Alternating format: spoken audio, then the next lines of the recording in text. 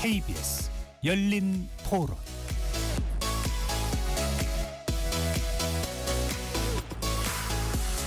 안녕하십니까. KBS 열린 토론 배종찬입니다.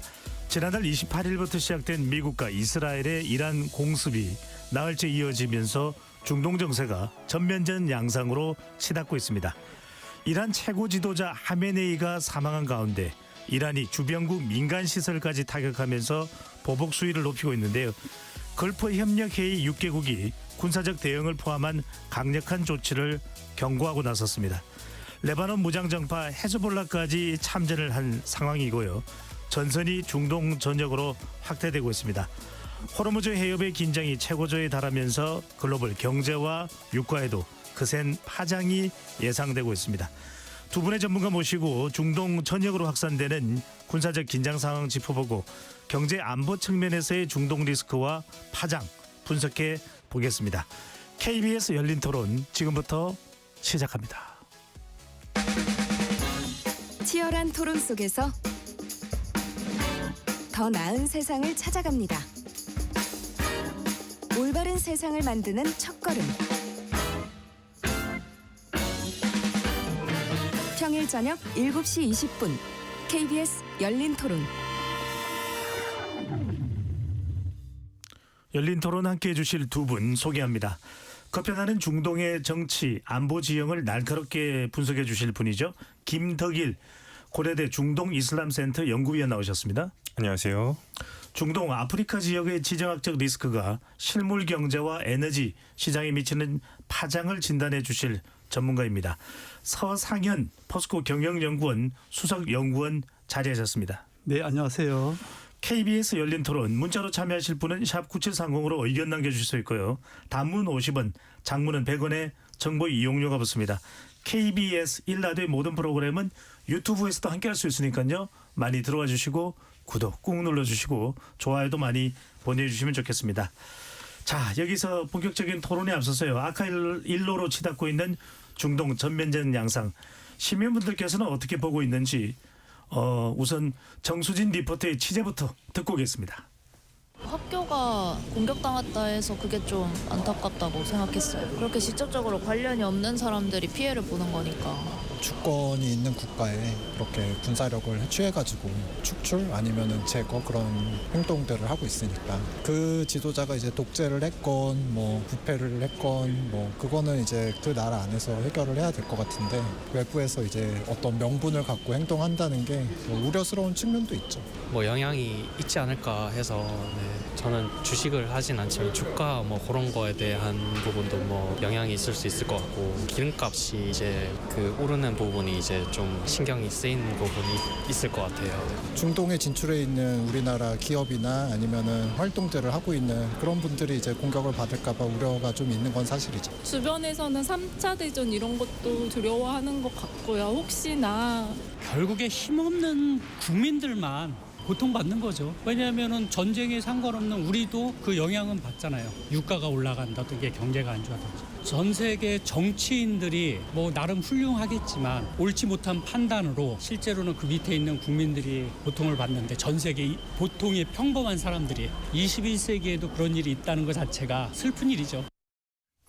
시민분들의 의견 어떻게 들으셨는지요? 미국과 이스라엘의 이란 공습이 나흘째 이어지고 있는데요. 김덕일 박사님 먼저 이 미국과 이스라엘의 공습이 있기 전부터 어떤 정황이 전개되고 있었는지 또 지금까지의 전쟁 상황도 좀 짚어주신다면요. 우선 상황은 어떻게 보면 살얼음판을 걷는 느낌이었습니다. 트럼프 대통령이 미국 전략 자산을 이제 이란 근처로 옮기면서 전쟁 분위기를 고조시켜 왔고요. 한편으로는 또 이제 협상이 계속 이루어지고 있는 협상 국면이기도 했습니다. 그래서 트럼프 대통령이 어떻게 보면 강온 양면 전략을 폈었는데 어떻게 보면 상당히 예상치 못했던 2월 28일이었죠. 토요일 날 이란 시각으로 오전에 대대적인 이란의 이스라엘의 선공으로 일단 공격이 시작됐고 그 후에 이스라엘, 미국 이제 연합 합동 작전에 의해서 이란에 대한 대대적인 공습이 시작됐고요.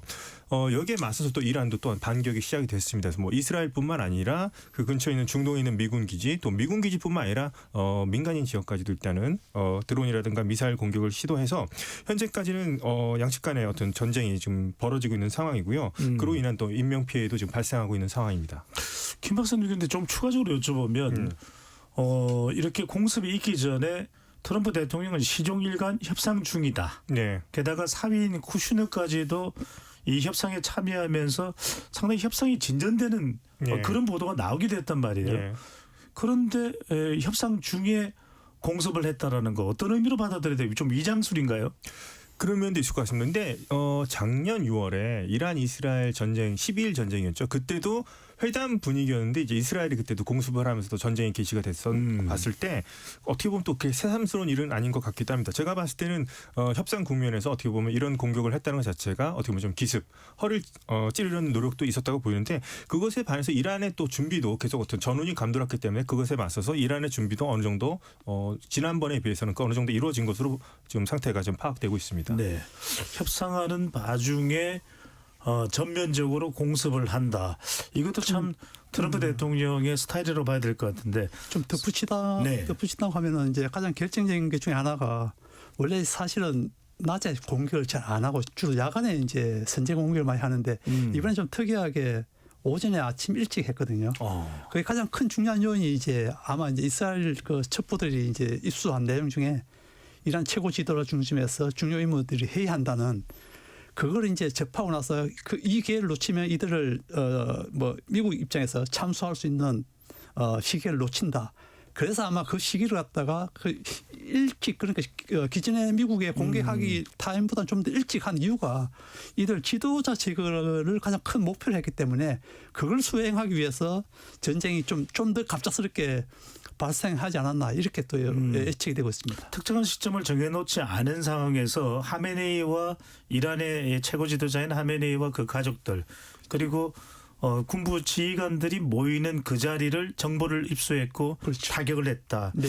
서 박사님, 여하튼 지금 우리 청자분들이나 또 유튜브 시청자분들, 우리 국민들이 가장 궁금한 건 이 이란이 말 그대로 세계 원유의 이 정말 동맥이라고 불리는 길입니다. 호르무즈 해협을 봉쇄하겠다고 밝혔는데 지난 수십 년간도 호르무즈 해협이 제대로 봉쇄된 적은 없었단 말이거든요. 그렇죠. 만약에 이 호르무즈 해협이 봉쇄되면 우리로서는 엄청난 타격일 텐데 그럴 가능성, 실제로 완전 봉쇄가 될 가능성 어느 정도로 보십니까? 지금 실질적으로는 거의 봉쇄가 되고 있는 상황이죠. 사실은 이제 아까 우리 그 말씀하셨듯이 이제 1979년 이란 이슬람 혁명 이후에 말로는 그 정부가 이란 이슬람 정부가 호르무즈 해협을 갖다가 우리는 봉쇄할 능력이 있고 봉쇄하겠다 여러 번 공언했지만 실제로 한 번도 이게 차단 안 됐거든요. 그런데 이게 실제로 이제 3월 1일부터는 이란이 지나가는 유조선들 다른 배들이 지나가는 것에 대해서 우리는 좀 이제 어느 정도 관여하겠다. 너네들 조심해라. 그 선언됐었고 실제로 몇몇 유조선들이 또 피격을 당해서 화재도 발생하고 일부 또 선원들이 사망까지 한 사건이 발생하고 있거든요. 이러다 보니까 이란의 뭐 호르무즈 해협에 대한 봉쇄 능력이든 아니면 실제로 하든 상관없이 이미 이제 글로벌 그 선박 보험사들이 일단 보험을 안 해주고 있습니다. 이 호르무즈 해협을 지나가는 선박들에 대해서는 보험을 안 해주고 있다. 이렇게 되면 이제 선박사들은 선박을 가지고 있는 소유주들은 당연히 보험이 안 된 상황에서 이 위험한 전쟁터를 지나갈 수 없거든요. 그러다 보니까 지금 현재 원유를 실으러 가려는 배들 한 150척에서 200척이 지금 인도양에 그대로 지금 현재 묶여 있는 상태이고 그리고 저 페르시아만 안쪽에 있는 싣고 나와야 되는 유조선들도 지금 못 나오고 있는 상황이고 어떻게 보면 실질적으로 봉쇄와 거의 같다고 보시면 될 것 같습니다. 네. 자, 지금 트럼프 대통령이 이스라엘과 함께 전격적으로 이란을 공습한 것에 대해서 왜 그랬을까 이야기가 계속 나옵니다. 김대일 박사님 어떻게 보십니까? 뭐 핵시설을 타격할 목적이었다. 이란 정권을 그동안 교체하고 싶다. 많은 또 이란 민간인들이 또 학살당했다라고 하는 보도가 연일 이어졌기 때문에요. 또 이스라엘과 뭔가 네타냐후와 이 협력을 할 특별한 이유가 있었을 것이다. 또는 미국 내부 여론이 상당히 또 미네소타에 미국인이 이 불법 이민자와 관련된 시위를 하다가 죽기도 하고 또 관세 이 대법원의 판결에 대한 부분을 좀 반전시키기 위해서 무슨 이유일까요? 지금 말씀하신 것들이 다 어떻게 보면 복합적으로 어우러져 있다고 생각을 합니다. 그런데 제가 봤을 때 이제 얻고자 하는 목표가 무엇일까? 1차 목표는 우선 미국의 말을 들을 수 있는 어떤 이란을 좀 재편성하고 싶어하는 느낌이 강하게 듭니다. 이를테면은 트럼프가 이제 협상 과정에서 느꼈던 게 이란에게 어떤 동등한 협상 파트너로 대하는 느낌은 아니었어요. 그러니까 우리가 내 요구 조건을 이렇게 제시할 테니까 네가 이것을 어느 정도 충족할 수 있을지 한번 그것을 보고서로 제출해봐. 이런 형태였었습니다. 이란에게 그러니까 숙제를 내주는 듯한 언제까지 기한을 줄 테니까 어디까지 양보할 수 있는지 한번 보여줘 봐라. 이런 식으로 계속 협상을 임해왔었거든요. 그렇기 때문에 제가 봤을 때는 트럼프 대통령도 결국에는 협상을 통해서 이제 자신의 뜻이 이루어지지 않기 때문에 요번에 아마 이제 전쟁이라는 선택까지 한 것으로 보입니다. 그래서 우선은 첫 번째 목표는 미국의 말을 들을 수 있는 그런 정권이 들어서는 것을 일단은 목표로 하는 것 같고요. 궁극적으로는 제가 계속 얘기하는 것은 결과적으로 트럼프 대통령의 목표는 중동보다는 결국에는 중국 견제인데 중동의 질서를 빨리 이제 중동 질서를 재편하고 중동을 이제 자신이 원하는 방식으로 빨리 마무리 짓고서 아무래도 중국 견제 쪽 인태 지역으로 이제 옮겨가는 것이 전 트럼프 대통령의 궁극적인 목표라고 생각합니다. 중동의 빠른 태세 장악, 그 다음에는 중국 견제로 넘어가겠다라는 것 아니겠느냐. 사 박사님 어떻게 보십니까? 실질적으로 그전 뭐 오바마 정부 때부터 이제 피보트 에이시아 해갖고 사실 중동을 안정화시키면은 그 남은 자산을 갖다가 인도 태평양 지역, 특히 중국을 견제할 수 있는 지역으로 미국 자산을 옮겨서 중국을 견제를 갖다 집중하겠다. 이게 사실은 이제 오바마 정부 때도 그렇고 2기 뭐 1기 트럼프도 마찬가지고 지금 현재 미국 외교 정책 중에 한 축이 이제 그런 방향으로 나가고 있거든요. 그렇다면은 계속 이란 핵 문제 갖고 저렇게 실랑이를 하고 있으면은 일단 미국 자산이 분산되고 중국에 집중할 수 없는 이런 상황이다 보니까 어떻게 보면 뭐 트럼프 같은 경우는 뭐 그런 생각을 했겠죠. 예. 자, 그런데 김 박사님, 예. 이스라엘이 이번에 또 아주 그냥 대대적으로 이란 공격에 참여를 하고 있어요. 네. 이건 또 어떤 배경이 있을까? 왜냐하면 또 친이스라엘 정책이 강화되면 강화될수록 또 중동의 다른 국가들은 좀 반발도 나올 여지도 있거든요. 예. 이렇게까지 이스라엘과 함께 공동 보조를 맞추는 이유, 또 이스라엘은 이렇게까지 적극적으로 또 경제적 부담도 될 텐데 네타냐후 총리가 적극적으로 나서는 이유, 뭔가 이스라엘 국내 사정도 있는 겁니까? 어떤 이유가 있는 겁니까? 물론 이제 네타냐후의 어떤 국내 이슈가 있겠죠.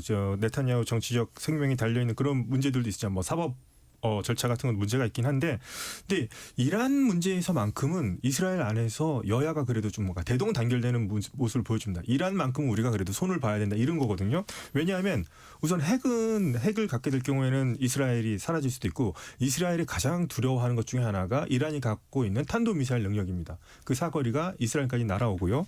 작년 짧았지만 6월에 있었던 12일 전쟁 때도 이스라엘이 상당히 타격을 후반부에 많이 입었는데 그게 바로 이란이 가지고 있는 탄도미사일이었습니다. 이것을 계속 이스라엘이 봤을 때는 탄도미사일을 계속 증산하고 있다. 이걸 막지 않으면 안 된다. 그리고 핵도 언젠가 얘네가 계속 지금 개발해서 거기에 탄도미사일을 장착할 경우에 우리 이스라엘은 사라질 수도 있다. 이런 실존적 위기 의식을 갖고 있기 때문에 이란에 대한 전쟁만큼은 이스라엘에서 여야 간에는 어떤 의견이 거의 좀 같다고 볼 수 있겠고요.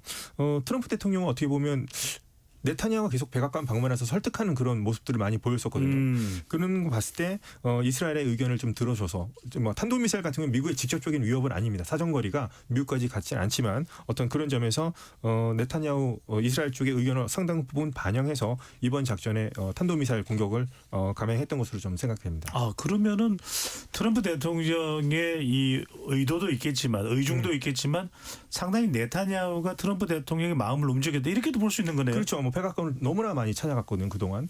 그래서 협상 중에도 그 후에도 찾아가서 자신의 의사를 전달하고 아마도 이스라엘 공군이 우리가 이 정도까지 할 수 있으니까 좀 믿어달라 이런 식으로 계속해서 트럼프를 설득했던 것으로 지금 보여지고 있습니다. 네, 서 박사님 이 점 어떻게 보십니까? 미국과 이스라엘의 공격을 받은 이란은 사실은 군사 시설만 타격을 해도 될 텐데 바레인이나 쿠웨이트의 미군 기지에 미사일을 쏜 것은 사실입니다만 카타르 같은 곳에 상당히 중재 국가로 중동에서는 그렇죠. 널리 알려져 있는 카타르인데 이 LNG 시설까지도 타격을 하는데 네. 이건 어떻게 봐야 되는 좀 전선을 넓히려고 하는 그러니까 그렇죠. 주변국의 여론은 좀 악화되더라도 전선을 넓히려는 의도가 있는 겁니까? 그렇죠. 예, 맞습니다. 사실 이제 미국과 이란만 이렇게 대결한다 구상 그 차원에서만 하면은 뭐 글로벌적으로 봤을 때도 뭐 큰 이슈가 없는 상황인데 중동 전반적으로 이제 확전을 하게 되면 보다 더 이제 글로벌적으로 이제 관심을 받게 되고 특히 기존에 조금 전에 이제 말씀하셨듯이 중재를 했던 카타르나 오만까지 공격을 했거든요. 예. 그런 상황에서 봤을 때는 일단 국민들이 굉장히 그 의아스러운 분야인데 이건 또 거꾸로 말하면은 이란이 확전을 통해서 빨리 국제사회가 중재에 좀 나서줘라. 우리가 지금 뭐 싸우고는 있지만은 실질적으로는 우리도 중재할 뭐 의사가 있다. 이걸 어떻게 보면 국제사회에 좀 내비치는 그런 또 의도가 될 수 있거든요. 왜냐하면 이미 뭐 두바이 그 공항이 이미 그 폐쇄되면서 사실 이제 하늘길에 허브 공항이 두바이 공항인데 이것도 이미 폐쇄돼서 안 되고 그다음에 이제 좀 더 있으면 예멘 방문 후티가 홍해를 갔다가 홍해 쪽으로 미사일 쏘게 되면 또 해운 물류도 또 마비가 되는 상황이고 수에즈 운하가 마비될 수도 있겠네요. 그렇죠. 네. 홍해 입구에서 막을 수 있으니까. 그런 되면 이제 뭐 항공이든 해운이든 이런 물류망이 전 세계적으로 이제 부각이 되면은 글로벌적으로도 봤을 때도 이 빨리 전쟁 종식을 좀 빨리 좀 가져가는 그런 것좀 여론도 촉구될 수 있을 것이고 그리고 네. 미국 입장에서도 좀 부담스럽거든요. 왜냐하면 이제 미국이 하면서 인근 국가까지 이렇게 피해간다면 그쪽에서 뭐 아무리 우방 국가이지만 그쪽 국가에서도 이 반미 정서가 또 부상될 수 있기 때문에 그래서 어떻게 보면은 이란이 물귀시 작전이라고 소위 말하는데 여기저기 이제 뚫리면서 국제사회 반응도 보고 물론 그에 대한 이제 또 뭐 반발 작용도 있죠. 뭐 GCC 국가 역개국이 그 외교부 장관들이 이제 이 화상회의를 통해 갖고 이란을 비난하는声明도 발표했고 또 여차하면 우리도 전투에 가담하겠다 이렇게 엄포도 났거든요.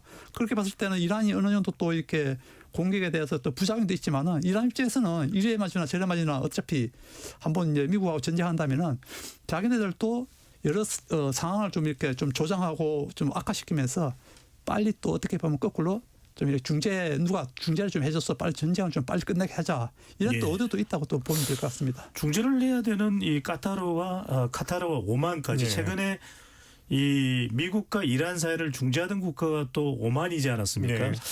그런데 이게 지금 이 국가들에도 미사일이 날아가는 상황이라 김대길 박사님은 어떻게 보십니까? 지금 아랍에미레이트 또 바레인 등 이른바 걸프 협력의 GCC 국가들까지 이란에 군사적으로 맞대응하겠다 이런 이야기까지 나오는데 실제로 군사적으로 나설 가능성이 있습니까? 이렇게 되면 사우디아라비아, 쿠웨이트까지 나설 수도 있고 상당히 이 중동 지역이 이 사막이 아니라 전쟁터가 될 수도 있거든요. 어떻게 보시는지요? 우선 그 이란의 공격으로 인해서 제가 지금 눈여겨보는 것은 GCC 국가들 중에서 특히나 이제 사우디아라비아랑 아랍에미레이트 최근에 사이가 안 좋았습니다. 상당히 서로 라이벌 의식도 있었고 서로 이제 다른 지역에서 이익이 이제 충돌하기도 했었는데 이란이 이렇게 공격을 해주면서 뭔가 지금 단결되는 분위기가 나오고 있거든요. 아랍에미레이트 사이에서도. 그러면서 이전 소위 말해서 걸프 아랍 왕정 국가들이 현재 이란에 대해서 이제 공통적으로 규탄을 하고 있는데 실질적으로 군사적 대응까지 할지는 저는 그렇게 가능성은 높아 보이지 않고요. 이거는 결코 또 걸프 아랍 왕정국가에도 도움이 되지 않는다고 생각합니다. 이게 이란이 원하는 모습이 이런 확전되는 모습일 텐데요. 제가 봤을 때는 이 국가들이 바라는 것은 우선 자신들이 직접 참전하기보다는 어떻게 보면 미국과 이스라엘이 내심 이란을 계속 좀 어떻게 약화시켜 주기를 더 이상 우리의 위협이 되지 않을 정도로 이란을 계속 어떻게 보면 사람으로 좀 두드려 패주기를 죽지 않을 정도로 좀 두드려 패줄 수 있으면 그것으로 일단 그 정도까지만 해도 이 국가들은 직접 참전하지 않고 만족하는 수준이 이 사람들이 가장 기대하는 모습이라고 저는 생각합니다. 선뜻 나서기는 쉽지 않을 것이다. 어떤 상황이 될지 모르는데 방금 전에 이제 서 박사님께서 두바이에 이 발이 묶여 있다. 관광객들이 지금 여행객들이 중동 지역에 한 100만 명 정도 지금 발이 묶여 있다는 이야기도 나오는데 키프러스 내에 영국 공군기지에도 폭발음이 들렸다 이런 이야기 나오는데 서 박사님 자칫 이전에 걸프 전쟁 때는 유럽도 참전을 했지 않습니까? 네, 맞습니다. 그런데 지금 나토가 이번 중동 사태에 개입할 군사적으로 가능성 있다고 보시는지 어떻게 보십니까? 지금 현재 상황은 없을 것 같습니다. 뭐 영국도 초기에는 미국한테 영국 군 기지를 갖다가 허용하지 않겠다 했는데 전쟁이 이제 발생한 이후에 이제 지금 현재는 영국군 자국 군 기지를 갖다가 이제 지금 이제 허용해서 미국이 이제 그것을 출격하고 있는데 그리고 유럽도 마찬가지입니다. 지금 현재 뭐 러시아 우크라이나 전쟁 와중에 유럽이 직접 뭐 개입할 명분도 없지만 또 그 어떤 무력을 동원해서 가져가서 또 이렇게 이란하고 직접적으로 교전할 상황도 아니고 지금 이란 입장에서도 이번에 그 키프러스 쪽에 영국 그 기지 쪽에 드론을 띄웠다고 하는데 그거는 어떤 이유인지 모르지만 그걸 뭐 직접적으로 영국이나 아니면 나토를 갖다가 상대로 해서 전쟁을 벌이기 위해서 뭐 공개했다 그 수준은 아닌 것 같거든요. 왜 그러면 지금 현재 이스라엘이나 미국하고 싸워도 지금 힘든 판에 나토 끄집어 들이면은 그게 상황이 안 되고 특히 이제 이란하고 국경을 맞대고 있는 지금 현재 티르키예 같은 경우가 나토 회원국이잖아요. 그런데 예. 지금 티르키예 같은 경우도 자국군 그 나토군이 자국 군 기지를 이란 공격하는데 사용하지 않겠다, 허용하지 않겠다 이렇게 말했거든요. 그러니까 그렇기 때문에 만약에 또 이란을 하려면은 나토 전쟁 기지인 티르키예를 갖다 활용해야 되는데 티르키예가 이미 반대하고 있기 때문에 나토군이 또 나서기 힘든 상황이고 여러 가지 종합했을 때 나토가 지금 현재 상황에 들어온다. 그거는 뭐 힘든 상황이라 보시면 될 것 같습니다. 네. 지금 뭐 심상치가 않습니다. 에르도안 티르키예 대통령이 굉장히 주저하고 있는 상황인데 지금 사우디아라비아의 미국 대사관 건물에도 지금 드론이 날아왔다 뭐 이런 속보도 들어오고 있고요. 이란이 바레인과 아랍에미레이트, 쿠웨이트도 공격에 나섰다라는 이야기. 지금 전황이 아주 지금 더 확전되고 있는 양상입니다. 지금 이스라엘은 헤즈볼라 지휘소 그다음에 무기 저장 시설을 타격했다는 또 속보도 들어오고 있는데 자, 이 이란의 지원을 받는 김 박사님. 예. 레바논의 헤즈볼라하고 예멘의 후티 반군 역시 이란의 지원을 받는 예. 반군입니다. 근데 이들이 그동안은 좀 타격을 입고 미국이 폭격을 했었어요. 이스라엘도 거의 헤즈볼라 잔당을 소멸했을 정도라는 이야기도 나왔었는데 이들이 최근에 뭔가 지원을 받은 건가요? 이들의 갑자기 다시 봉기하는 이유는 뭡니까? 우선 이걸 뭐 이념적인 이유라고 볼 수 있겠죠. 레바논의 이제 헤즈볼라 같은 경우에는 이란의 그 혁명 수비대를 이 사람들이 가가지고 직접 만든 대리 조직입니다. 그래서 이란의 좀 신정 체제 입장에서는 레바논에 있는 자신의 자식 같은 존재고요. 반대로 얘기하자면 헤즈볼라 같은 경우에는 자신의 이란 친정 체제는 이제 어버이와 같은 존재인데 특히나 이제 하메네이가 요번에 죽었기 때문에 어떻게 보면 이제 보복을 계속 다짐해 왔던 것이죠. 그렇기 때문에 뭐 어차피 그건 반드시 뭐 자신들의 입장에서는 해야 되는 일이었습니다. 참전을. 그리고 뭐 후티 반군 역시 이란의 대리 조직이기 때문에 계속해서 만약에 이란이 공격을 받으면 우리도 같이 참전하겠다 얘기를 해왔기 때문에 이것은 어떻게 보면 자신들에게 어떻게 보면 이것은 결과적으로 자신들의 뭐 군사력을 약화시킬 수도 있고 자신들의 존립을 뭐 위협할 수도 있는 행위긴 하지만 이렇게 움직인다는 것은 결국에는 어떤 이념 아니면 과거에 대한 어떤 그 충성도 그걸 통해서 지금 움직이는 것이라고 보겠습니다. 볼 수 있겠습니다. 서 박사님 어떻습니까? 이렇게 근데 두 가지가 궁금한 것이 네네. 이란이 지금 수세에 몰려 있는 상황에서 분명히 이란이 지금 이 전쟁의 주도권을 가져가기 쉽지 않거든요. 그렇죠. 헤즈볼라나 후티 반군이 이란의 지원을 계속 받을 수 있습니까? 지금은 받을 수도 없고 이 받을 수 있는 보급로도 지금 현재 다 끊겨 있는 상태라서 예.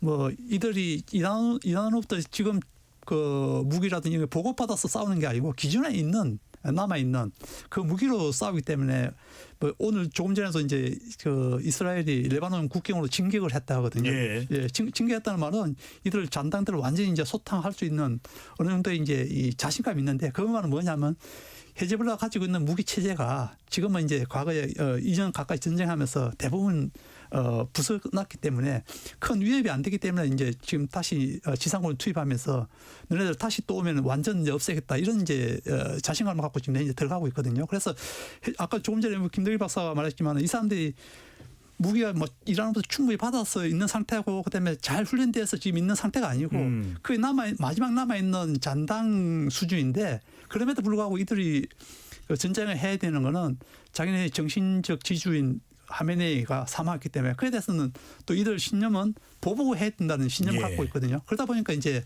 어떻게 보면 뭐 할 수 없이 이런 이제 상태로 이제 전쟁에 개입한다 이렇게 보시면 될 것 같습니다. 뭐 이슬람 시아파의 이 봉기다 이렇게 볼 수는 있는데 여기서 한 가지 이 서 박사님 좀 주목을 하는 것은 이스라엘이 벼르고 벼러왔거든요. 헤즈볼라를. 그렇죠. 이번에 레바논까지 진격을 한다는 것은 이것은 엄청난 또 이 이스라엘이 좀 전의를 불태우는 거고 지난번에 짧은 기간 이게 단기 폭격을 하긴 했습니다만 미국으로서는 이 예멘 후티 반군은 정말 눈에 가시 같거든요. 네네. 대대적 폭격이 이번에 이 전투가 이루어질 가능성은 어떻게 보십니까? 지금 후티 같은 경우는 지금 미국하고 협상해서 지금 현재 휴전 협정이 맺어진 그러니까요. 상태거든요. 네. 그래서 직접적으로 미국에 대한 공격은 제가 봤을 때 하지 않을 것 같고, 그리고 제가 봤을 때는 후티 반군도 지금 현재 그 내전 상태가 점점 불리해가고 있는 상황입니다. 그런 상황에서 제가 봤을 때는 뭐 홍해를 막겠다고 예전처럼 막 엄청난 도발을 하지는 않을 것 같고요. 제가 봤을 때는 상징적으로 그냥 동조한다는 차원에서 상징적으로 공격을 좀 이렇게 드러낼 것 같고, 아까 말씀드렸지만 헤즈볼라 같은 경우도 지금 현재 네타냐후가 어떻게 보면 기다리고 있는 상황이었거든요. 예. 예, 이란 때리면 이 애들이 반드시 온다. 그럼 이 애들 완전히 이제 잔나까지 완전히 없앨 기회가 있다. 그렇기 때문에 헤즈볼라도 지금 현재 몇 번 때렸지만은 뭐 이스라엘 들어온 데서 막 본격적으로 맞서서 반기나 뭐 싸울지 그렇지는 않을 것으로 예상이 되고 있습니다. 주변에 뭐 시리아도 그렇고 도와줄 나라도 그렇죠. 없고요. 예, 예. 자, 이게 중요한 것은 우리 경제에 미치는 영향. 이따가 이제 집중적으로 또 분석을 하겠습니다만 김 박사님, 네. 트럼프 대통령이 마치 이 전쟁 이 전황 예측을 하면서 이렇게 막 또 발언을 하고 있어요. 네. 이게 뭐 지상군 울렁증이 나는 없다. 또 뭐 4주간 이어질지 좀 기다려보자. 네. 그러면서 4주간 공격 더 길어질 수도 있다. 네. 장기전도 마다하지 않겠다. 그래서 여러 전망들이 엇갈립니다. 이게 뭐 한 달 내에 끝날 것이다는 이야기도 있지만 미국 내에서는 반전 여론이 또 상당히 높습니다. 상당히 긴 시간 이어질 것이다라는 전망도 나옵니다. 어떻게 보시는지요? 근데 이 지금 트럼프 대통령이 지상군 파병을 할 수도 있다. 그다음에 뭐 4주 이상이 길어질 수도 있다. 이거는 기존에 우리들이 생각했던 트럼프 대통령의 생각과는 많이 다른 거죠. 트럼프 대통령은 절대 지상군 파병을 안 할 거라고 얘기를 했었고요. 그다음에 장기전을 정말 싫어하는 사람이고 가능하면 군사적 개입을 안 하는 사람이라고 생각했는데 이 정도까지 얘기를 하는 거 봤을 때 저는 이것은 뭐 그렇게 될 수도 있겠지만 이건 트럼프 대통령이 제가 봤을 때는 이란 현 지도부에게 보내는 어떤 경고성 메시지를 생각합니다. 내가 이 정도까지도 지금 할 수 있다는 것을 보여주는 것으로 볼 수 있겠고요. 제가 봤을 때는 일단 4주가 일단 고비가 될 것 같습니다. 트럼프 대통령이 공언을 했던 대로 4주 안에 어떤 뭐 결과가 나올 수 있을 것인가 아니면 더 길어질 수 있을 것인가 그것은 아마 이제 4주 때에서 이제 트럼프 대통령이 말한 것처럼 4주 정도에서 아마 판가름이 날 것 같습니다. 제가 봤을 때는. 예. 심지어는 트럼프 대통령이 또 단서도 붙였습니다. 미군이 사망했기 때문에 그 보복으로 4주다. 이렇게 또 이야기를 했기 때문에 서 박사님은 이 전쟁의 길이 짧을까요? 길까요? 제가 생각하는 거는 뭐 저도 이제 김대일 박사와 마찬가지로 한 4주 이내에는 종료될 것으로 예상되는데 문제는 이제 가장 큰 변수는 지금 현재 이란 최고 지도자 선출을 지금 준비하고 있거든요. 그래서 사실 최고 지도자가 누가 되느냐. 예, 저희들도 이제 이렇게 중동 전문가들도 서로 이야기하면은 예를 들어서 뭐 호메이니 그 손자 같은 하산 호메이니가 만약 되면 이 사람은 굉장히 온건파거든요. 예. 이 사람이 만약 최고 지도자로 이번에 된다 이러면 이제 좀 더 전쟁이 빨리 끝낼 수도 있고 협상으로 갈 수 있는 여지가 있고 반면에 이제 지금 하메네이 죽은 하메네이 둘째 아들이 만약에 뭐 최고 지도자가 된다. 그러면 이제 이 하메네이 둘째 아들 같은 경우는 이제 이스라엘 혁명 수비대하고도 굉장히 연관이 많거든요. 강경에 또 그 혁명 수비대 지지하는 인물이고 그렇게 되면 이제 협상보다는 좀 더 전쟁이 오래 가고 이런 식의 이제 제가 봤을 때는 누가 차기 이란 최고 지도자가 되느냐 이게 이제 가장 큰 변수가 될 것 같고 아마 이에 맞춰서 또 트럼프도 또 협상을 할 것인지 강경으로 갈 것인지 아마 그의 선택을 할 것으로 또 예상이 되고 있습니다. 우리가 뭐 단정하기는 어렵습니다. 하지만 이제 김대일 선생님이 저간의 중동 사정을 잘 알고 있으니까 미국과 이스라엘이 이 전면전을 한다고 그랬죠. 총력전을 펼치고 지금 항공모함 2대가 가 있습니다. 네. 그리고 B1, B2 폭격기도 다 가 있고요. 네. 기동을 합니다. 이란이 얼마 동안 버틸 수 있습니까? 이란이 저는 이를테면 이란이 지금 자랑한다기보다는 이게 최후의 수단을 삼고 있는 게 이제 탄도미사일 개수인데요. 예. 탄도미사일이 대략 뭐 최대 보면 뭐 2,000기까지 뭐 정확한 걸 파악하기면 2,000기까지도 가지고 있다고 지금 이란 쪽에서 많이 좀 예측이 되고 있고 그 외에 이제 수많은 드론들이 있는데 이것이 과연 어느 정도까지 지금 쓸 수 있는가에 좀 달려 있다고 보거든요. 제가 봤을 때. 근데 작년 전쟁 그 이란 이스라엘 전쟁과 다른 점이 있다면 작년에는 뭔가 이렇게 이스라엘 향해서 선택과 집중이라고 할까요? 막 이렇게 엄청 그 무차별적으로 엄청나게 많은 수를 이제 막 그 후반부에 쏟아부었는데 예. 지금 이스라엘 현지 측 얘기는 이렇게 세지 않은 이렇게 드론 같은 것들을 계속 주기적으로 보낸다는 거죠. 사이렌이 계속 울리게 하면서 예, 사람들이 못 나오게 하면서 계속 공포감을 계속 극대화하는 쪽이고 이제 비용이 싼 것들을 이제 계속해서 소모하게끔 요격 미사일이 이런 식으로 하는데 관건은 하여튼 그 이란이 가지고 있는 탄도 미사일 드론이 얼마만큼 이제 소모가 되느냐. 물론 이것을 요격하는데 뭐 미국이라든가 이스라엘도 요격하는데 많은 그 비용도 들고 그것에 따른 미국 미사일도 재고가 소진되기도 하지만 이란 입장에서 과연 탄도 미사일과 드론으로 얼마만큼 그 버틸 수 있을 것인가 그 재고가 얼마만큼 있을 것인가에 따라서 이란의 저항의 시기가 또 어느 정도 길어질지를 좀 예측해 볼 수 있을 것 같습니다. 예. 그러다 보니까 뭐 바레인 같은 곳에서도 아랍에미레이트에서도 한국의 뭐 천궁 등을 이용을 해서 네, 맞습니다. 이란으로부터 날아오는 미사일을 요격하고 있다. 이런 보도도 나오고 있습니다. 서 박사님. 근데 이럴 때 과거의 중동을 보면 사우디아라비아가 됐든 또는 주로 이제 카타르죠. 네. 중재 역할을 했습니다. 그렇죠. 이게 네. 더 확대돼서는 우리도 곤란하다. 네네. 지금 오펙 플러스 국가들은 정산한다는 이야기도 나오고는 있습니다만 중재 가능합니까?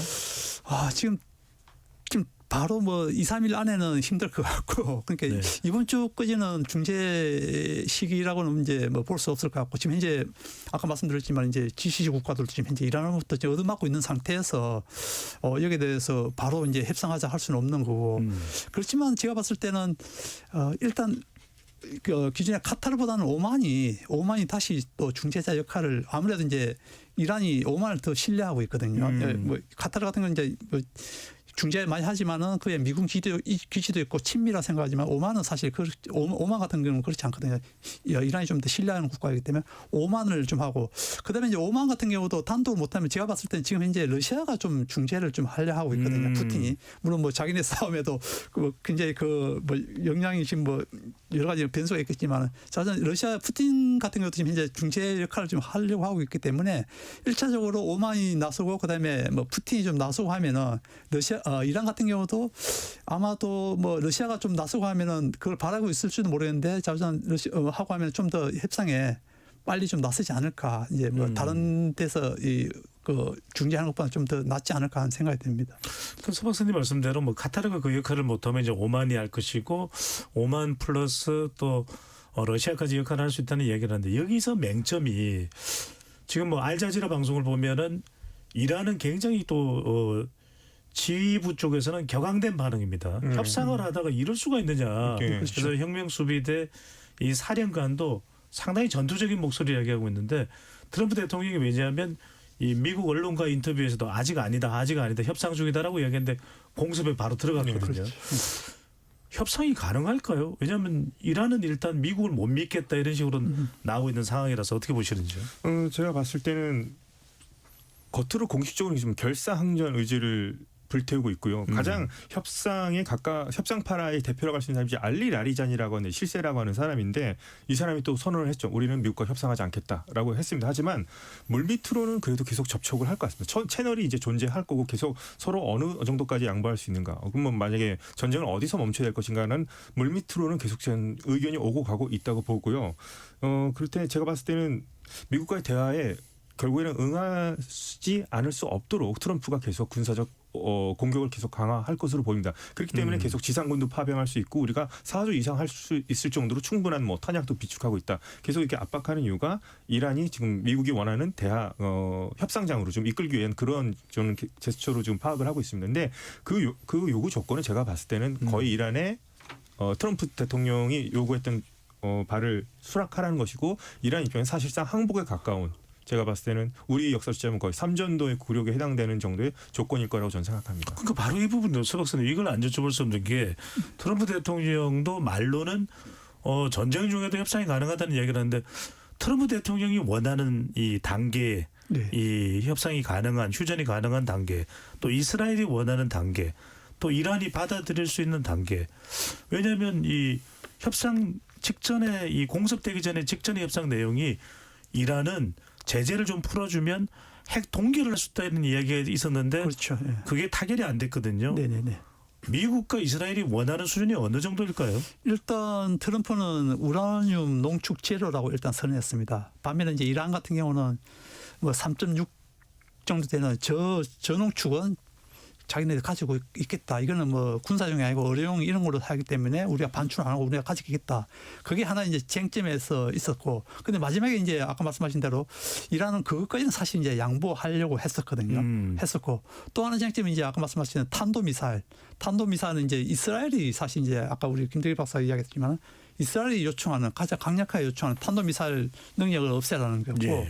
근데 그거는 이란은 자위 과거에 지난해 6월 10일 전쟁에서 6월 달에 있었던 12월 전쟁에서 탄도미사일을 없었으면 진짜 그야말로 이란이 더 공격에 빠질 수 있었는데 그나마 탄도미사일 때문에 좀 버틸 수 있었거든요. 그런데 그걸 만약에 이스라엘 측처럼 이렇게 완전하게 없애라 이거 하면은 그야말로 무방비 상태에서 향후에 당하게 된다기 때문에 이란은 그것만 절대 안 된다. 사실 그거는 이제 트럼프도 어느 정도 그거는 용인해주는 단순히 핵 물질, 핵탄두 만드는 거에 대해서만 트럼프는 관심이 있었기 때문에 그것도 어느 정도 이제 용인해준 상태인데 그걸 이제 이란 같은 경우 그래서 이제 좀 이제 신뢰감이 가서 이제 협상이 거의 다 됐다 생각했는데 아까 말씀하신 대로 이제 뒤통수 맞듯이 이제 이번에 전쟁이 발생한 이제 그런 상황이죠.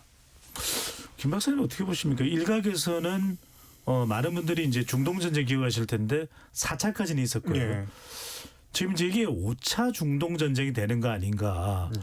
4차가 있었는지도 좀 시간적으로 꽤 이전 됐죠. 일이죠. 예. 5차 중동 전쟁 가능성 있습니까? 뭐 모든 가능성이 전혀 없다고는 말할 수는 없겠습니다만 제가 봤을 때는 그렇게 높을 것 같지는 않습니다. 왜냐하면 이것은 트럼프 대통령이 사실상 지금 전쟁에 저는 키를 쥐고 있다 생각하는데 이 시나리오를 좀 제가 봤을 땐 트럼프 대통령이 결코 원하는 시나리오가 아니라고 저는 보거든요. 트럼프 대통령은 어떻게든지 단기간에 미국과 이스라엘 선에서 지금 이란을 빨리 어떻게 보면 마무리 짓고 싶어하는 사람인데 우선은 5차 전쟁 아까 말씀드렸다시피 예를 들어서 걸프 중동의 아랍 국가들이 예를 들어서 우리도 피해를 입어서 참전하게 된다면 이거는 걷잡을 수 없이 되는 거죠.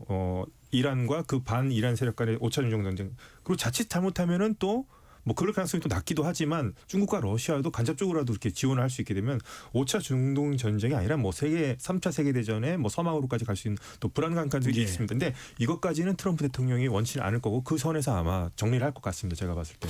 근데 서 박사님은 어떻게 보십니까? 지금 미국 내의 여론은 상당히 안 좋거든요. 그렇죠. 예. 그래서 정확하게 저는 트럼프 대통령이 원하는 목적이 뭘까 계속 궁금해요. 그러니까 협상도 계속 진행되고 있었고 네네. 거기에 본인의 이 딸인 이방카의 배우자인 쿠슈너가 또 나섰었고 네네. 그런데 공습을 했단 말이거든요. 그렇죠. 이걸 통해서 미국 여론이 반전된다고 생각했을까요? 아니면 뭔가 어떤 목적이었다고 봐야 될까요? 이 부분은 계속 좀 궁금해지지 않을 수가 없습니다. 그게 이제 가장 뭐 국제사회에서 가장 이제 논쟁거리기도 하고 가장 궁금한 상황인데 네. 제가 봤을 때는 트럼프가 좀 네타냐후한테 좀 이렇게 끌려가지 않았나. 일단 뭐 트럼프도 목표 중에 하나가 하메네이 제거는 맞거든요. 예, 그 목표가 맞다 하면은 네타냐후 측에서 이번 기회가 하메네이를 제거할 수 있는 가장 절호의 기회다. 그러면 이제 뭐 트럼프 같은 경우는 다른 거 생각했을 때는 사실 협상 계속하면서 해야 되는데 하메네이 제거 내가 공언했다? 그럼 이거 한번 실행해서 한번 해볼까? 그런 차원에서 어떻게 보면 네타냐후 그다음 이스라엘에 좀 이렇게 끌려가서 공격을 갑작스럽게 하지 않았나 좀 그렇게 생각을 하고 있습니다. 네. 자, 이게 앞으로 어떻게 전개될지 지금 일단은 시작이 된 상태라서 많은 분들이 또 구체적인 내용들을 궁금해하실 텐데요. 더 깊숙이 또 들어가 보겠습니다. 잠시 참여 안내 로고 듣고 KBS 열린 토론 2부로 돌아오겠습니다.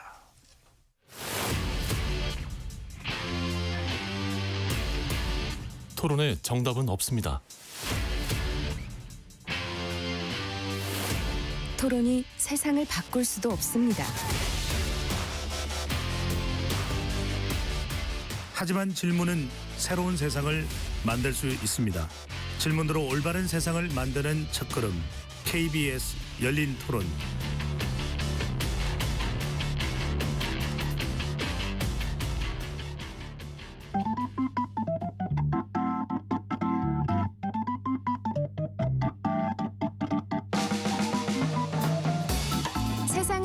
묻는 질문, 열린 토론이 시작합니다. KBS 열린 토론은 언제나 열려 있습니다. 단문 50원, 장문 100원의 유료 문자 샵 9730 그리고 KBS 어플리케이션 콩으로 여러분의 의견을 남겨주세요. KBS 열린 토론 2부 이어가겠습니다. 스튜디오에 서상현 포스코 경영연구원 수석연구원, 김덕일 고려대 중동이슬람센터 연구위원 두 분 나와 있습니다. 하메네이 사후의 이 권력 공백과 급변하는 중동 정세 짚어보고요. 호르무즈 해협 위기가 세계 경제에 미칠 파장에 대해서 토론해 보겠습니다. 김 박사님, 네. 이런 내부 상황입니다. 일단은 지금 하메네이가 사망을 했습니다. 네. 상당히 이제 이 지도 리더십 공백에 따른 혼란도 분명히 있을 텐데 아야톨라 알리 하메네이 사망 이후에 차기 지도자가 이제 누가 될지가 논의가 될 텐데 네. 지도자 위원회가 구성되었다고 하는데 어떤 논의가 지금 진행되고 있는 겁니까? 우선 지도자위원회는 이제 과도 정부라고 보시면 될 것 같습니다. 지금 대통령 유고시에 대통령 그리고 사법부수장, 우리 지금 뭐 대법원장이라고 할 거예요. 이 사람, 그다음에 헌법수호위원회라고 하는 그쪽에서 이제 이슬람 율법학자 한 명이 이제 3인이 네. 임시 지도 체제를 구성해서 이끌어가게 되고요. 궁극적인 목표는 전문가위원회라는 위원회에서 최고 지도자가 선출될 때까지 그 사이에 이제 권력의 공백을 메우는 역할을 이제 하고 있는 겁니다. 그런데 이것은 1989년도에 이제 하메네이가 이제 호메이니를 이어서 이제 등극하고 난 후에 이제 새로 생긴 제도거든요. 그래서 네. 이란도 이건 좀 처음 해보는 시스템이라서 지금 이것이 어떻게 잘 운영이 될지도 일단 지켜봐야 될 것 같습니다. 과연 그리고 이것이 얼마나 실질적으로 이제 권력을 가지고 행사할 수 있을지도 지켜봐야 될 것 같은데요. 왜냐하면은 여기에 포함되지 않지만 이제 많은 사람들이 이제 실세라고 불리는 사람이 알리 라리자니라고 하는 사람, 혁명수비대 출신이고 최고 국가안보회 의장 이런 사람들도 있고요. 또 다른 이제 여기에 언급되지 않지만 또 뒤에서 이제 배후에서 움직이는 사람들이 상당히 많기 때문에 이 임시체제위원회가 잘 돌아갈지도 좀 이란도 지금 초유의 사태이기 때문에 그것도 계속 지켜봐야 할 것 같습니다. 김 박사님, 근데 궁금해서 방금 전에 말씀해 주셨던 대로 우리가 이제 한참 한국이랑 관계가 좋았던 시점이 아마 호메이니 시절 같습니다. 실제 네. 서울에도 테헤란로가 존재하고 있고요. 또 이란의 테헤란에도 또 서울을 기념할 수 있는 그런 상징물이 있다고 하는데 그 이후 이제 하메네이 지도자가 이제 등장을 했던 것이고 이번에 이제 폭격을 당해서 사망을 했는데 페제스키안 대통령이 있잖아요. 예. 이 사람이 그냥 비상시국에 관리를 할 수는 없는 건가요? 우선 이제 헌법으로 우선 이제 이 3인 임시 지도 체제 위원회를 이끌어갈 수 있도록 이렇게 되어 있기 때문에 이렇게 3인 체제로 좀 굴러가게 될 것 같고 제가 봤을 때는 이제 호메니 때보다는 팔라비 왕조 때 우리나라와 이란의 관계가 더 좋았던 그렇죠. 것 같긴 합니다. 그래서 근데 페제시키안 대통령은 제가 봤을 때는 생각보다는 올해 이란 체제가 어떤 최고 지도자가 강한 권한을 갖고 있고 그 밑에 대통령이 있어서 사실상 뭐 명목상 뭐 사실상 실권이 없다고 하지만 페제시키안 대통령은 제가 봤을 때는 상당히 지금 권력의 핵심부에서는 상당히 좀 멀어진 상태고 크게 실권이 없는 것으로 지금 제가 봤을 때는 지금 비춰지고 있습니다. 네, 김 박사님께 좀 개추 여쭤보겠습니다. 예. 리더십과 관련된 부분이라서. 근데 전문가위원회 이제 최고 지도자를 예. 뽑아야 되는데 예. 방금 전에도 그 말씀을 하셨어요. 그러니까 결과적으로는 전 혁명수비대 경험이 있거나 예. 현 혁명수비대가 사실상의 좀 실권자 아니냐. 예. 근데 이들의 입김으로부터 지금은 또 비상시국이고 전쟁 상황이고 자유로울 수가 있을까요? 저는 자유롭지 않을 것 같습니다. 왜냐하면 이제 전문가위원회라면은 이게 88명으로 구성된 이슬람 율법학자들이 이제 구성으로 되어 있고요. 이 사람들이 뭐 3분의 2 이상이 참석해야 되고 그중에 이제 과반을 얻은 사람이 결국에는 그러니까 이슬람 법학자 중에서 뽑힌 사람이 최고 지도자가 되는 건데 이게 상당히 모순된 상황이 벌어진 겁니다. 이를테면 최고 지도자가 자신의 안위를 지키기 위해서 만든 친위대가 혁명수비대인데 이제 혁명수비대가 오히려 최고 지도자의 선출에도 이제 관여하게 되는 그런 상황이 벌어질 수 있다는 것이죠. 상당히 본래 치유와는 상당히 이제 달라진 좀 형국이 연출되고 있는 거고요. 제가 봤을 때는 이 안에서도 누구를 최고 지도자로 밀 것인지 내부 간에 엄청난 지금 제가 봤을 때는 권력 투쟁이 좀 벌어지고 있을 것으로 보입니다. 우리가 확인할 수가 없어서 그렇지. 전쟁 상황인데 이 권력의 또 암투가 벌어지고 있고 정작 가장 실권자였던 하메이니는 존재하지 않고 있고 이런 상황 서 박사님은 어떻게 보십니까? 사실 이제 이 이란은 정치 시스템이 참 좀 특이하거든요. 뭐 중동에서 가장 민주적인 선거를 통해서 대통령을 뽑고 그다음에 뭐 이 국회의원도 뽑고 하는 중동에서는 거의 가장 선진적인 이 시스템이지만은 또 속내는 뭐 최고 지도자가 모든 권한을 갖고 있는 그리고 대통령이나 뭐 국회의원 출마도 거의 대부분이 이런 그 최고 지도자의 좀 이렇게 말 잘 듣는 이런 사람들이 또 이제 출마를 할 수밖에 없는 물론 거기 이제 뭐 이번에 그 페제스키안 대통령처럼 그냥 당선 안 될 줄 알고 끼어는 그냥 어떻게 보면 온건파가 이번 대통령이 된 그런 사람도 있지만 어쨌든 최고 지도자에 의한 모든 실권이 집중돼 있는데 최고 지도자가 갑작스럽게 이제 유고가 되다 보니까 약간 이제 정치적 혼란이 있는데 그나마 이제 뭐 전쟁 나기 전에 하메네이가 자기가 죽으면은 뭐 이렇게 누구에게 이렇게 권력해서 좀 그 미국의 공격으로부터 뭐 방을 하든 좀 싸워라 이렇게 이미 어느 정도 좀 돼 있기 때문에 그나마 이란이 좀 반격하고 저런 수준인데 근데 이게 사실 아직까지는 본격적으로 전쟁 초기이기 때문에 본격적으로 내부 권력 암투가 발생하고 있지 않지만은 저기 어느 정도 좀 시간이 지나면은 이란 내부에서도 누가 최고 지도자를 옹립하고 또 그걸 또 누가 권력을 행사할 수 있는 사람 뽑고 이런 게 또 암투가 벌어질 수밖에 없거든요. 지금 뭐 전투 상황이라서 이제 군부라든지 아니면 이제 이슬람 혁명 수비대들이 역할이 크기 때문에 이들의 입김이 클 거고 만약 이게 입김이 계속 전쟁 와중에 가면서 입김이 커서 최고 지도자를 뽑게 되면은 그들이 맞는 입맛에 맞는 최고 지도자를 뽑게 되면은 사실은 미국에게도 뭐 좀 안 좋은 그런 상황으로 이제 전쟁이 더 장기될 수 있는 그런 될 수 있기 때문에 향후 좀 두고 봐야 되겠지만은 아직 원래는 이제 유고하고 나서 뭐 하루 이틀 만에 뭐 회의로서 한다는데 아직도 아무 소식이 없거든요. 그거는 이제 안에 내부적으로 여러 가지 좀 암투가 있고 특히 이제 예를 들어서 가장 중심적 역할을 해야 될 뭐 이스라엘 혁명 수비대 이들 지도자들이 또 대거 또 이렇게 이번 또 그 폭격으로 사망을 했거든요. 네, 그러다 보니까 힘을 쓸 수 있는 누구에게 힘을 주고 이게 아직까지 정리가 안 된 것 같아요. 그 당분간 좀 이런 구조가 좀 더 나아가지 않을까 그렇게 예상이 되고 있습니다. 김 박사님 이상이 미묘합니다. 왜냐하면 트럼프 대통령이 계속해서 또 정치적으로는 좀 이란 내부를 선동합니다. 빨리 이거 정권 교체시켜라. 네. 일어나라 이란 국민들이 이렇게 이야기를 하고 있고 실제로 또 이번에 하메이니의 죽음에 대해서 그동안 이런 상당히 거부감이 있던 이란 국민들 중에서는 또 반기는 반응도 있다고 그래요. 자 그러면 지금 유력한 차기 지도자로 거론되는 인물이 아까 말씀하셨던 라리자니도 있고 또 모호베르도 있는데 어떤 인물입니까? 그러니까 이제 강성이냐 연성이냐 이 인물들이 어떤 이력을 가지고 있는 사람이 상당히 중요할 것 같은데 어떤 인물들입니까? 우선 모호베르 같은 사람은 그 하메네이 측근이었고요. 이제 관료로서 어떤 기업들을 운영했던 사람이고 이제 뭐 하메네이의 금고지기 역할을 했던 사람이다. 그리고 부통령 역할을 해서 예전에 한번 대통령이 헬리콥터 추락 사고로 죽고 있었을 때 대행을 했던 경험이 있는 사람입니다. 그럼 라리자니 같은 경우는 집안 자체가 이 뭐 동생은 유명한 아야톨라라고 하는 이제 법학자이기도 하고 라리자니는 이제 군 출신으로서 지금 최고 국가 안보회의 의장으로까지 지금 재직하고 있는 인물인데 이 사람들이 맞습니다. 하메네이 측근이긴 한데 이 사람들은 이제 최고 지도자는 될 수 없겠죠. 이슬람 법학자가 아니기 때문에 대신 아마 이제 실세로서 활동을 하게 될 것 같은데요. 제가 봤을 때는 뭐 똑같아 보이긴 한데 그나마 구분을 하자면 이제 라리자니가 좀 협상에 좀 더 가까운 인물. 물론 미국과 우리 협상하지 않겠다 선언을 했지만 그래도 이 사람이 조금 더 미국과의 협상에 대해서 조금 더 열려 있는 사람이라고 분석이 되고 있고 뭐 실용적 보수라는 이름으로 그다음에 모호베르라는 사람이 조금 더 이제 강경한 인물로 보수가 되고 있습니다.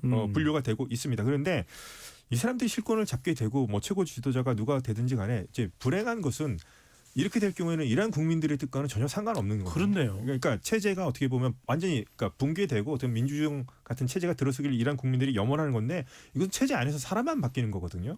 그렇기 때문에 이란 뭐 이렇게 돼서 뭐 트럼프가 협상하고 이 사람들을 뭐 어떻게 보면 뭐 밀어줄 수도 있겠습니다만 이것은 뭐 그 안에서의 논의일 뿐이고 이란 국민들은 전혀 배제된 상황에서 지금 언급이 되는 거고 결과적으로는 1월 달에 너무나 많은 피를 흘렸는데 이 사람들의 의견은 전혀 반영되지 않는 어떻게 보면 이렇게 되고 이 체제가 유지된다면 이란 국민들로서는 상당히 좀 불행한 그런 이야기라고 저는 생각을 합니다. 아니 수 박사님 페제스키안 대통령은 한때는 또 핵협상의 의견을 내다가 완전히 이제 권좌에서 멀어진 인물이 돼버렸고 트럼프 대통령은 과거에 이 이른바 친미 정권처럼 그런 정권의 이 교체를 또 원할 수도 있을 텐데 그건 전혀 아닌 것 같고 그럼 여전히 강성이 지속될 가능성이 높다고 봐야 되겠네요.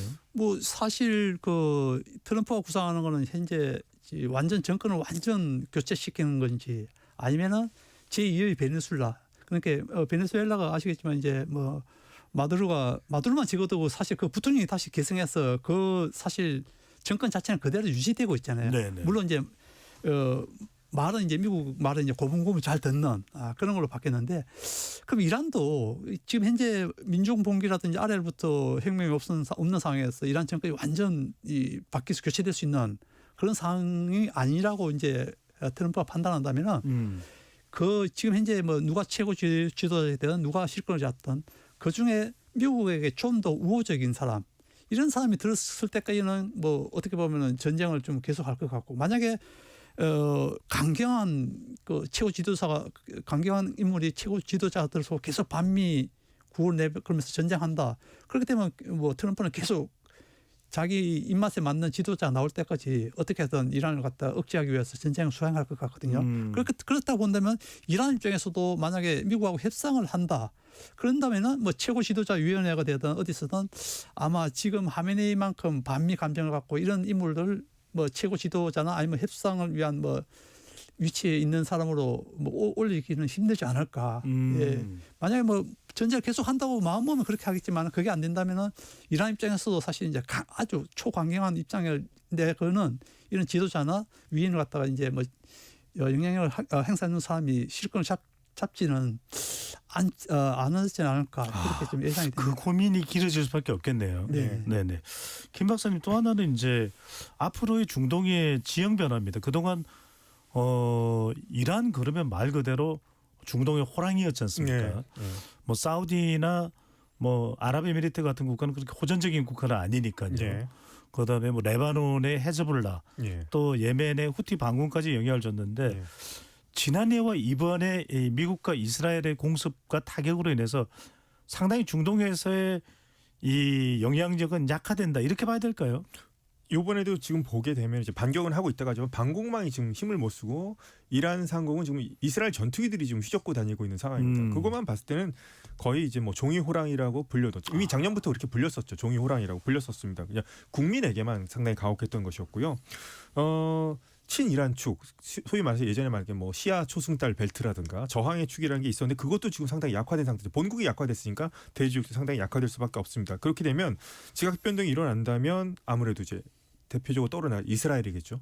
이스라엘은 확실하게 더 강화질 것이고, 하지만 이스라엘이 큰다고 해서 또 다른 나라들이 또 가만히 있지는 않을 겁니다. 이를테면 사우디라는 나라도 존재하고요. 또 이스라엘을 가장 경계하면서 이스라엘이 가장 공격적인 발언을 많이 하는 나라 바로 튀르키예입니다. 이렇게 보면 제가 봤을 때는 이스라엘, 튀르키예, 사우디아라비아 이렇게 크게 세 개의 어떤 중동에서 좀 강국들로 분류가 될 것 같은데, 또 어떻게 보면 뭐 이스라엘의 힘이 커진다고 하면 뭐 튀르키예와 사우디가 손을 잡을 수, 그런 얘기가 나오고 있거든요. 순위파끼리 어떻게 한번 벨트를 한번 만들어 보자. 파키스탄끼리 엮어가지고 어떻게 뭐 그런 얘기까지 나오고 있습니다. 그래서 우선 이 3개국이 아무래도 이제 이란이 약화된다면 이 3개국 주목을 받게 될 텐데, 이 3개국 간에 또 삼국지와 같이 또 어떤 힘의 균형에 따라서 어떤 일이 벌어질지도 계속해서 한번 지켜봐야 될 것 같습니다. 서 박사님 어떻게 보십니까? 대체로 지금 외신 전문가들은 중동 지역 전문가들은 외신에서 이스라엘 일국 체제가 강화되는 거 아니에요? 이런 이야기도 나옵니다. 예.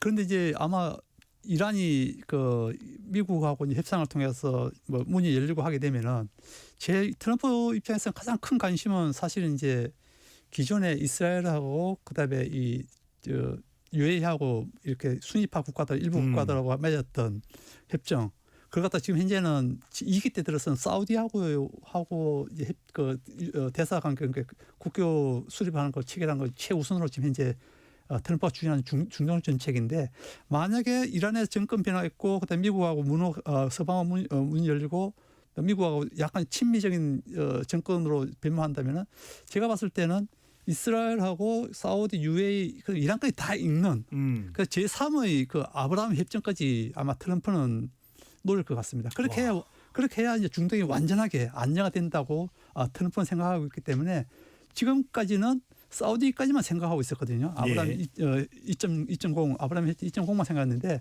향후에는 좀 진전된다면 아브라함 협정 3.0까지 가지 않을까. 그렇게 좀 트럼프 같은 경우는 그렇게까지 좀 길게 장기적으로 안무를 가지고 아마 추진하지 않을까 생각합니다. 이걸 여쭤볼까 말까 그냥 김대길 박사님께 좀 여쭤봐야 될 것 같습니다. 이게 지금 이란도 친미 성향으로 바꿔놓고 이스라엘의 위치를 공고히 하면서 사우디아라비아와 아랍에미레이트까지 연결하는 아브라함 협정이 체결되면 노벨 평화상을 기대를 할까요?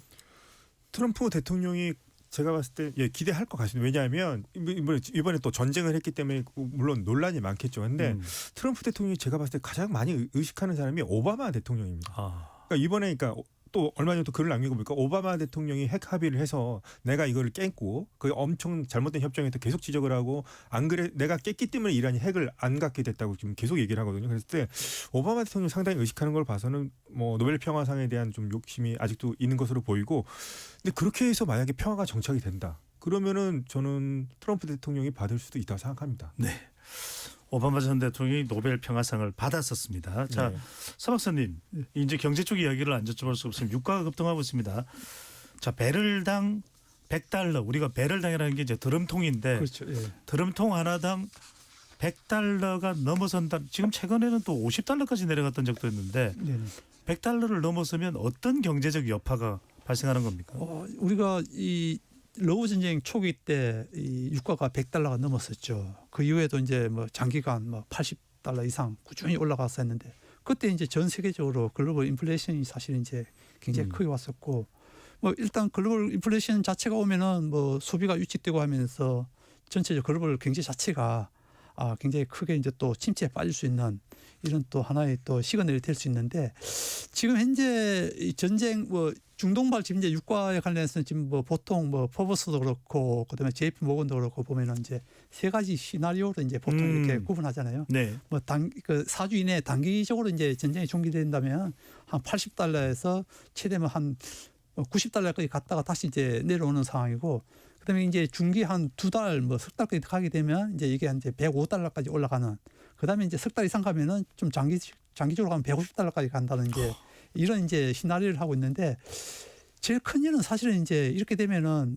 뭐 미국이야 뭐 자국 내에 뭐 이렇게 뭐 충분하게 수급을 할 수 있지만 이제 중동에 가장 많이 의존을 하고 있는 동북아 국가들 한국, 일본입니다. 한국, 일본, 중국까지. 네. 예. 그럼 거기다가 좀 하나 더 붙이면 이제 인도까지. 이들 국가들이 가장 큰 타격을 받거든요.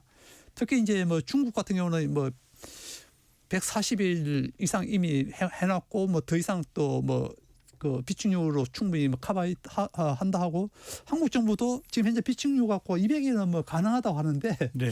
그렇게 200일 가능하면 그 다 쓰고 나면 사실 뭐 예비가 없으면 안 되니까 7개월 가능하다는 이야기도 하긴 합니다. 예. 그런데 이제 그 정도는 이제 위험한데 뭐 중국에 뭐 다른 러시아로부터도 좀 이렇게 더 끌어올 수 있는 상황이고 예를 들어 뭐 원유가 좀 이렇게 그 수급이 안 된다면은 그렇죠. 우리는 이제 사실 이제 뭐 미국이나 이런 쪽으로 다시 돌려야 되는데 이 중동에 한 70% 가까이 이제 의존하고 있는 한국 그다음에 80% 의존하고 있는 일본 이들 국가들이 이제 이번 그 유가 만약에 호르무즈 봉쇄를 해서 유가가 올라가게 되면 가장 큰 타격을 받는 이런 국가가 되지 않을까 지금 예상이 되고 있습니다. 서 박사님 그런데 뭐 수입선 다변화 이야기를 하는데 그게 금방 되지는 않을 것 그렇죠. 같고. 예, 맞습니다.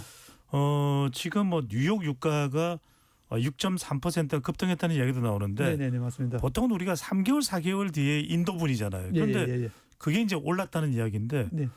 주유소를 가보면 그냥 유가가 바로 오르더라고요.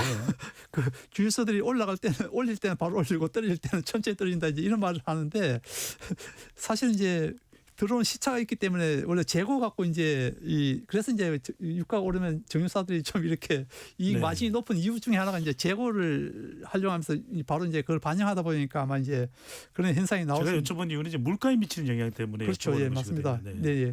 사실 근데 이건 뭐 우리뿐만 아니고 미국도 더 걱정하는 분야잖아요. 특히 이제 뭐 트럼프 같은 경우는 올해 11월 있을 중간 선거에서 가장 큰 문제가 물가인데 사실 미국 선거는 제일 중요한 게 물가고 물가 중에서도 그 디젤유 그러니까 이 휘발유 자동차 들어가는 연료비가 이 사람들 가장 민감하기 때문에 이게 가장 신경 쓰는 분야인데 지금 이제 이렇게 지금 뭐 이란이 호르무즈 해협을 봉쇄하면서 단기간에 이렇게 급등을 하지만은 이걸 미국이 계속 이렇게 방치는 안 할 것 같거든요. 네. 뭐 $150 간다 이래 되면 글로벌 경제에 마비되기 때문에 그렇게 가지는 않기 때문에 그렇기 때문에 아까 이제 소재에 우리가 말씀드렸던 이제 뭐 전쟁이 단기전으로는 가기는 어려울 것이다. 그렇죠. 단기전으로 끝낼 수밖에 없지 않나. 그게 이제 예상이 되고 있습니다. 네, 김 박사님, 근데 이제 중요한 게 중동 지역은 우리의 경제에 또 중요한 게 이 원유 수입만 있는 건 아닙니다. 건설, 조선, 가전 등 우리 또 수출 시장이기도 한데 지금 하늘길, 백길이 다 막힐 수도 있거든요. 이럴 때 우리가 이 중동 지역 전략으로 빨리 좀 점검을 해야 될 필요가 있을 부분은 어디라고 봐야 될까요? 지금 얼마 전에 우리 뭐 이재명 대통령도 방문해서 아랍에미리트나 이집트 이렇게 하면서 좀 성과를 냈었는데 예. 상당히 지금 그 악재가 지금 닥쳤습니다. 그래서 제가 봤을 때는 이 시장 같은 것들을 지금 어떻게 그 우리 정부가 관리할 것인지 어떤 기업과 제가 봤을 때는 좀 빨리 만나서 기업의 좀 애로 사항이 무엇인지 기업이 좀 어떤 보험이라든가 뭐 운임 같은 게 너무나 상승하고 있으니까 이런 부분을 그래도 좀 정부가 도와줄 수 있는 부분 같은 거 있으면 좀 정부가 최대한 좀 도와줄 수 있는 그런 것을 마련해 줬으면 좋겠고요. 지금 이 건설 조선 가전뿐만 아니라 또 이게 우리나라 이제 한류도 열풍이 있고 지금 상당히 좋은 분위기에서 이런 것들이 일어나고 있으니까 이런 부분 같은 것들한테 지속될 수 있도록 지금 위기 상황에서 할 수 있도록 일단 정부가 이것은 지금 중심이 돼서 어떤 태스크포스 같은 걸 만들어서 민관 그래서 이런 것들을 한번 무슨 점이 문제이고 리스크가 무엇인 건지 애로사항이 무엇인지를 한번 민관이 좀 합동으로 좀 이야기를 들어보면서 관리할 필요가 있어 보입니다. 네, 김 박사님 말씀대로 우리가 지금 뭐 워낙 우리 경제 규모가 커졌다고 나오는 건 1970년대에는 중동 사태가 전쟁이 벌어졌을 때 우리에게는 오일 쇼크도 있을 거예요. 근데 지금 원달러 환율 상승, 환율은 참 관리하기가 지금 우리가 또 힘든 상황인데 유가 급등도 되면 말 그대로 에너지 인플레이션이 예상되거든요. 그렇죠, 단기적으로는 이 관련 종목들에 대한 에너지 관련 주가가 급등하고 있습니다만 장기적으로는 이게 한국은행의 금리 정책, 최근에도 이제 동결적으로 갔습니다만 국내 소비자 물가, 인플레이션 우려가 있으니까요. 네네. 이 점은 어떻게 보시고 어떻게 관리돼야 될까요? 지금 이제 지금 현 정부 이재명 정부에서는 우리 환율을 갖다가 1,448원 정도로 갖다 마지노선을 보통 이제 잡고 그동안 계속 이제 어느 정도 뭐 이렇게 돈도 그에 맞춰서 좀 풀기도 하기도 했었는데 사실 이게 좀 환율 방어라는 게 우리나라만 한다고 되는 게 아니잖아요. 예를 들어서 글로벌 물가가 올라갔더니 미국에서 금리 인하를 하게 못하게 되고 그래서 금리 인상을 통해서 이렇게 물가 관리해야 되게 되면은 그러면 우리나라 입장에서도 금리를 더 이상 인하를 못하고 미국이 올리면 우리도 올라갈 수밖에 없는 금리를 인상해야 되는 그렇게 되다 보면은 물가부터 시작해서 금리 이런 게 모두 게 이제 상상하게 되면 그야말로 3고 시대로 돌아가게 되면은 어떻게 보면 기업도 큰 타격이지만 또 우리 서민들 입장에서도 굉장히 고통받는 맞습니다. 그런 상황으로 돌아갈 수가 없기 때문에 그런 점을 봤을 때도 빨리 전쟁이 빨리 좀 끝나야 되는 그런 상황이라 보시면 될 것 같습니다. 서방쌤이 어떤 전쟁을 끝내는 것은 우리의 또 손을 또 벗어나 있는 그렇죠. 문제라서 예. 이럴 때 일단은 정부의 재정 정책은 어떤 식으로 좀 접근을 하는 게 나을 거라고 보시는지. 예. 근데 지금 뭐 재정이 우리가 지금 현재 지금 정부가 재정을 뭐 좀 이렇게 확대하는 그런 정책이었잖아요. 그나마 이제 최근에 뭐 반도체도 그렇고 기업이 좀 이렇게 좀 상황이 좋아져서 세수가 좀 늘어나서 그나마 좀 여유가 있다 하지만 지금 당장 이 뭐 유가 이런 거 올라가게 되면은 뭐 우리도 이제 또 지금 현재 또 6월 때문에 또 선거도 있고 이런 측면이 있다 보면은 정부에서 가만히 있지는 않을 것 같거든요. 물가 관리도 어느 거 하면은 그렇기 때문에 이제 재량을 좀 확대해서 예를 들어서 기존에 그 유가에 대한 그 휘발유 유가에 대해 지금 현재 그 보조금을 갖다가 확 줄였잖아요. 다시 좀 이렇게 늘리는 예전처럼 좀 올리는 뭐 유가 관리를 위해서라도 그러면 이제 또 뭐 국민들에게는 좀 더 휘발유 가격이 오른 부분 상승분을 좀 이렇게 좀 해지할 수 있기 때문에 그런 측면에서는 정부가 아마 뭐 좀 신경 쓰지 않을까 그렇게 좀 예상이 되고 있습니다. 확대 재정이라도 대체적으로 그 재원의 지원은 좀 이런 물가 관리 쪽에 중동 관리 쪽에 접근하는 게 좋겠다. 한 가지만 더 여쭤보겠습니다. 지금 뉴욕 증시도 약간 소폭 하락도 있었는데 오늘 이 3일 시점에서의 우리 이 주식 시장은 막 급락을 했습니다. 사이드카가 발동하기도 했는데 일각에서는 미국에서 금리 인하가 아니라 오히려 금리 인상으로 이어지게 되면은 AI 투자가 위축되고 대체로 이제 IT 기업들이 대체로 금리 인상되면은 좀 위축될 가능성도 열려 있거든요. 그러면은 우리 반도체 지금 슈퍼 사이클이라서 우리 주가가 올라가는 주요 동력인데 영향 받을까요? 단기적으로는 받지 않을까 생각하고요. 그게 실제로 오늘 뭐 아시겠지만 뭐 삼성도 그렇고 그 10% 가까이 이렇게 반도체 주가 지금 하락한 상황이거든요. 그렇지만은 지금 이게 뭐 AI발 이 산업은 어차피 계속 확장 국면으로 갈 수밖에 없고 또 지금 현재 반도체 수급 측면에서 봤을 때는 공급보다 수요가 훨씬 많기 때문에 조만간에 그 주가는 반도체에 관련된 주가는 제가 봤을 때는 회복될 거라고 좀 예상되고 있고 전쟁과 상관없이 어차피 이거는 AI발 산업 자체가 계속 지속되는 상황이기 때문에 단기적으로는 뭐 아까 말씀드렸지만 좀 끊길 수 있지만 제가 봤을 때는 뭐 금방 조정 끝나고 가지 않을까 그렇게 좀 예상하고 예. 자, 여러 가지 상황들이 지금 진행 중에 있습니다. 미국 내에서의 반전 여론도 있기 때문에 트럼프 대통령이 어떤 판단을 내릴지 지켜봐야 되겠는데 두 분께 끝으로 우리 경제와 지금 재외 국민 보호 여차하면은 정부에서는 전 세계를 띄우겠다라고 이야기를 하고 있습니다. 정부가 지금 가장 시급하게 취해야 될 외교적, 경제적 안전장치 또 어떤 관리해야 될 부분이 있는지 김덕일 박사님부터 좀 조언을 해주신다면요. 현재 뭐 정부는 지금 현재 그 매뉴얼대로 좀 진행이 되고 있는 것 같습니다.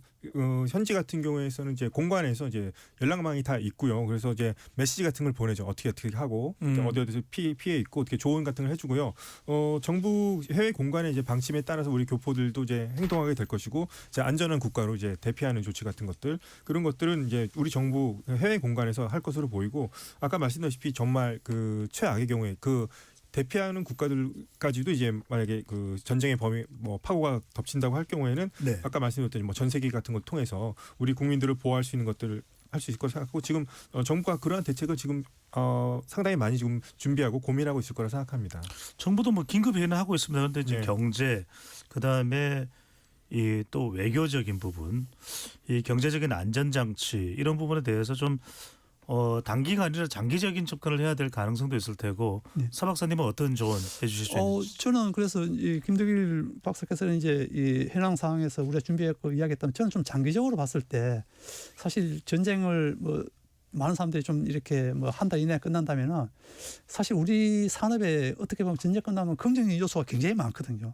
뭐 당장 방산도 우리에게 굉장히 좀 좋은 환경이 될 것 같고, 거기다가 이 이란이나 또 다른 그 전쟁 조금 피해가 입은 국가들에 대해서는 건설 플랜트도 굉장히 좋은 호재고, 특히 이제 만약에 이란이 이 미국하고 협정해서 서방하고 개방, 그러면 우리하고 이제 개방이 된다면, 경제 자체 개방된다면 이란이 중동에서 가장 큰 경제 규모를 갖고 있고 그다음에 가장 제조업이 발달된 국가라서 네. 우리하고 협력할 부분이 굉장히 많습니다. 자동차도 그렇고 철강도 그렇고 화학도 그렇고 에너지 개발하는 것도 그렇고 모든 산업에서 중동만큼 우리나라 산업하고 이렇게 잘 부합되는 나라가 없거든요. 중동에서 이런 만큼. 그런 측면에 봤을 때는 우리가 정부도 뭐 그런 역할을 나중에 하겠지만 우리 기업들 입장에서도 조금 더 장기적으로 본다면 전쟁 이후에 알겠습니다. 우리가 이란에 참여할 수 있는 이런 방안도 좀 한번 좀 미리 좀 검토해 봐야 되지 않을까. 예. 전쟁 중도 그렇지만 전쟁 이후까지 생각하는 폭넓은 좀 고려와 검토가 필요할 것으로 보입니다.